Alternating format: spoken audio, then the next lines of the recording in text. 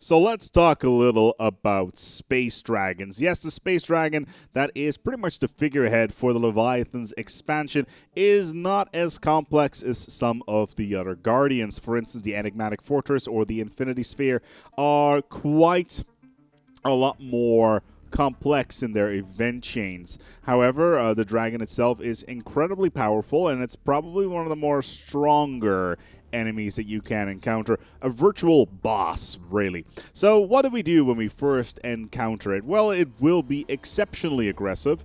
It will attack anything that enters its system, and on top of that, if you decide, you know what, I'm going to go after this guy with a fleet and you die and you do enough damage to it, it will either hibernate or get incredibly pissy and will go after your shit. Yes, it will retaliate, it will go into your systems, and it will ruin your stuff.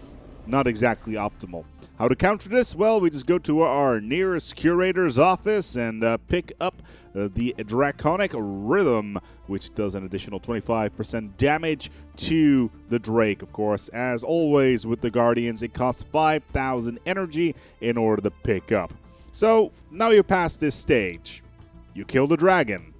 What happens? Well, one of your admirals will get the Dragon Slayer trait, and on top of that, you'll be able to build the Dragon Shrine within your empire, which boosts localized happiness, which is rather good, really. And finally, with a little bit of a cherry on top there, you will gain access to Dragon's Hoard, a little moon, a molten world that gives you 30 energy and 30 minerals if you mine it.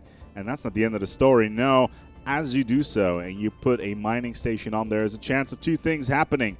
Either you will find fossilized remains, which allows you to research a new armor type, the dragon skin armor, which is arguably one of the better ones in the game. And on the other hand, you can find yourself a fossilized egg, which you then need to incubate and will cost yourself 5,000 society points, so you better have a decent pool of resources to get that done. However, once it hatches, you will find yourselves with a full-on Ether Drake in your control. It's a little bit smaller than the original guy, but in terms of manpower and basically fleet power, it's pretty strong. 7k on that fleet power there, and it will pretty much blast anything out of orbit without having any issue whatsoever. And on top of that, it also regenerates.